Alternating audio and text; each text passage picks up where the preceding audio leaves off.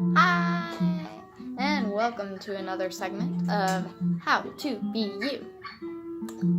So, today I am going to show you guys how to knit. Now, these are size 5 needles, and I'm just basically gonna show you guys the basics. So today we're doing a scarf, and the first thing we want to do is cast on. So if you're knitting with your right hand, then put the needle in your right hand, and the string's gonna be on your left. So make sure the tail end is hanging on your right. And then what you're gonna do first is cast on. Now, some people do it differently depending on what you're making. We're gonna do what's called a log tail cast on. So the easiest way to do this would be to make a loop, and then take the tail end, and then just kind of make a knot. So go like that.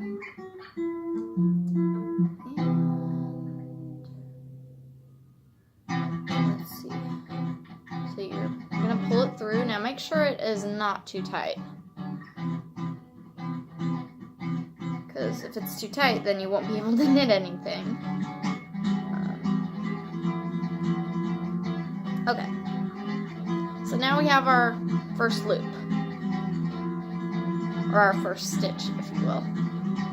Now, what you're gonna do is make sure your hands are around the string, around the yarn, like that. So you're gonna take your left hand and go like that. Make sure they're around your fingers.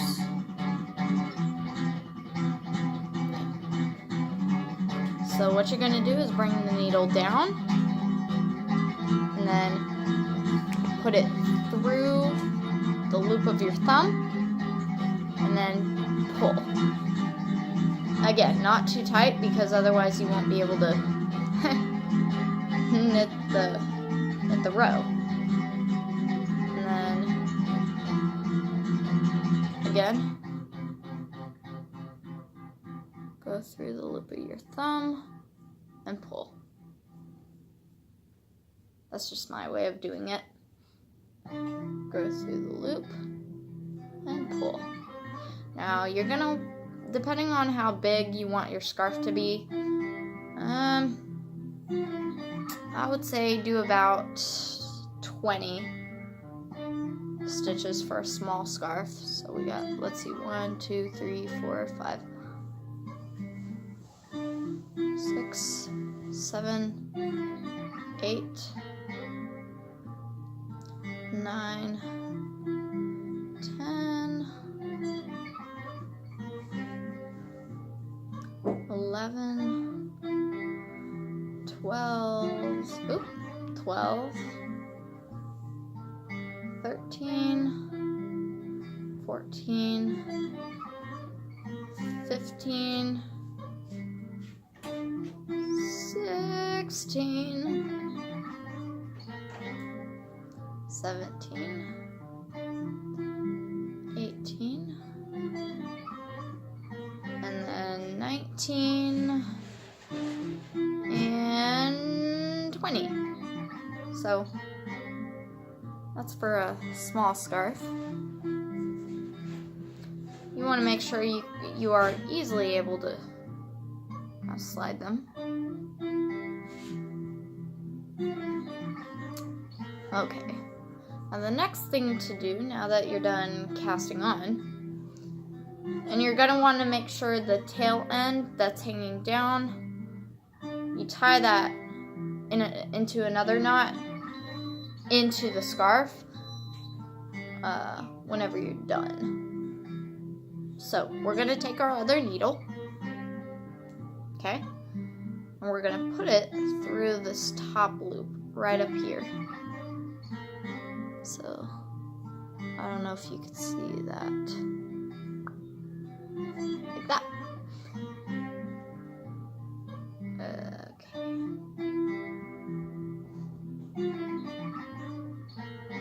We're gonna go around,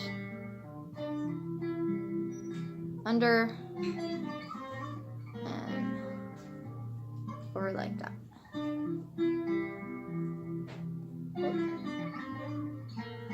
Come on. That. Okay. So, under the loop. Under the loop like so. And then when you're going around, you want to make sure that you go around counterclockwise. So go counterclockwise around, and then take this, you go underneath the loop, and then pull like that. Simple as that. Now, the only problem with this type of casting on is that after you knit the first, it won't see like that, how it's kind of loose. It won't be that like that after you do the first few rows.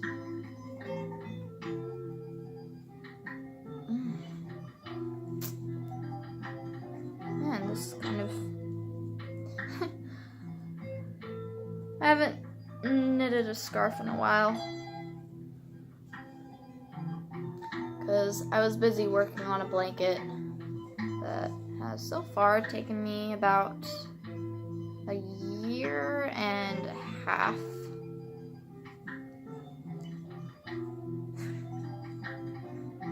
It's not like I knit 24/7, so that's probably why I'm not done with my blanket yet. But,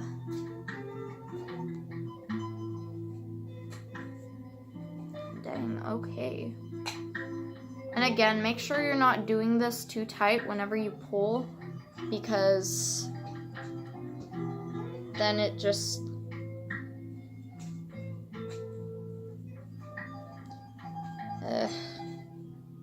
and I'm not going to be able to get the stitches in.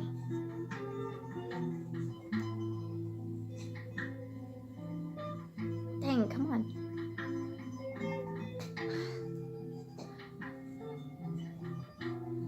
Yeah, depending on what kind of yarn you use and what your project is, you're always going to want to look up what type of yarn you need and what size needles you need. Sometimes why does it matter on sizes and needles and everything? Because let's say you were making a blanket and you were using size 5 needles, which are really tiny, it would take you like 5 years to make. Right, that makes sense.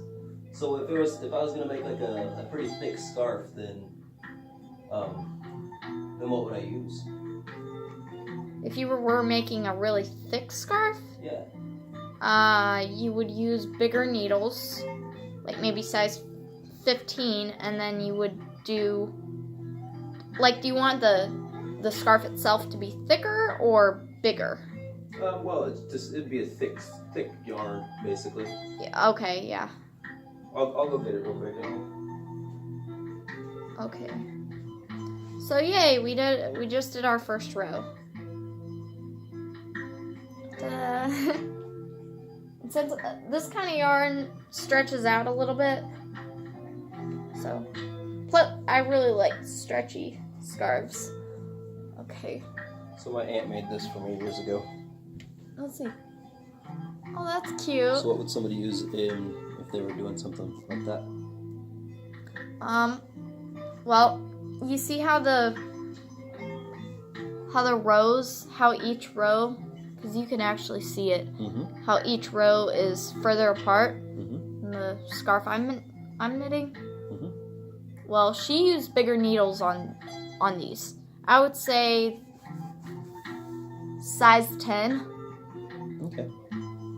for depending on how big the holes are. Yeah, that'd be about what, size 10? Maybe. And what are you using for the one that you're currently doing? I'm using size 5. So they would be 'Cause like I really, don't- really thick ones? No, these would be really thin. No, I mean the ones that she used would be really thick. So what yeah. is this? That's actually an 11. Oh. So it would be one size down. I don't know. She might have used 11s. Because it looks about the right size. Interesting. Cool. And again, when you're done with one row, you do the next row. So, there's that. Go under. Take your yarn, go around. And then go back under the loop. And then pull. But not too tight. At all. So, take that. You go underneath the loop. Go around. You go underneath the loop. And then you pull off. So, go up. Around. Down and through the loop again. This may take some practice. It took me like someone had to cast on for me the first time that I ever made anything. So how long did you say you've been doing this? I didn't. Oh, so how long have you been doing it? Wow. I haven't done this in a long time. Didn't you say whenever I met you that you did this whenever you were younger? I did this when I was like 16. Oh. Or I took a knitting class. And the person teaching it, her name was Michelle Holler. She was a really, really sweet lady. Actually, she taught knitting and she taught how to crochet as well. Nice. But yeah. And the more you practice this, the faster you'll get at it. I made some slippers one time. Oh, shit. What'd you do? Breaking stuff? Ah, Phil. I'm practicing my nunchucks for a future video. My fiance is so clumsy. He can be so clumsy sometimes. Clumsy. Yes, you can. You're clumsier than I am, just admit it. But, anyways. Whatever. Whatever, you. See, I can do voices too, like Isaiah. I can do voices too, like Isaiah. That's not what I sound like. I can do them all the time. Whatever. Hooray for voices and noises and sounds and all these other bubbly things. See, this is what I get to live with every single day. And it's so much fun. Sometimes.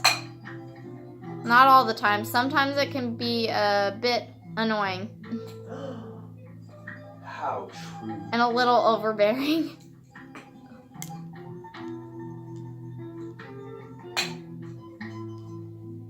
Okay.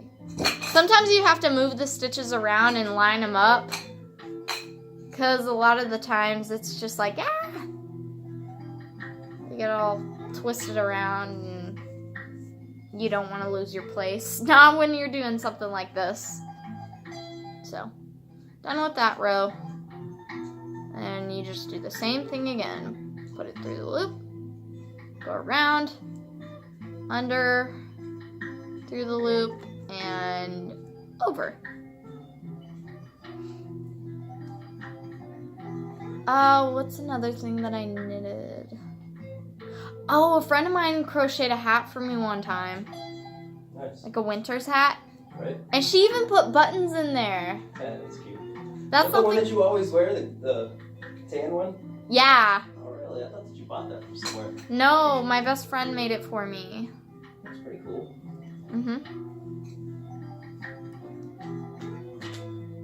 Yeah, and I don't know how long it took to make, but it, give or take, probably about a week would be my guess. 1 to 2 weeks, depending on how long or how much time she spent doing it. Yeah. How much time she spent working on it. But yeah.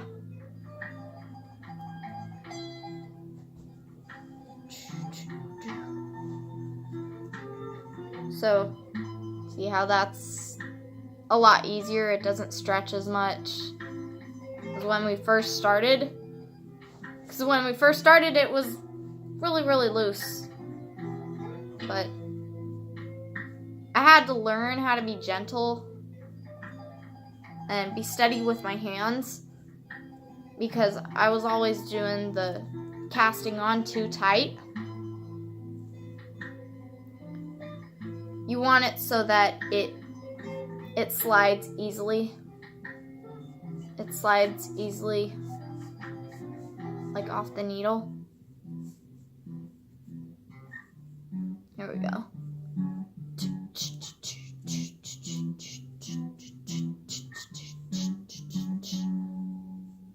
We do that.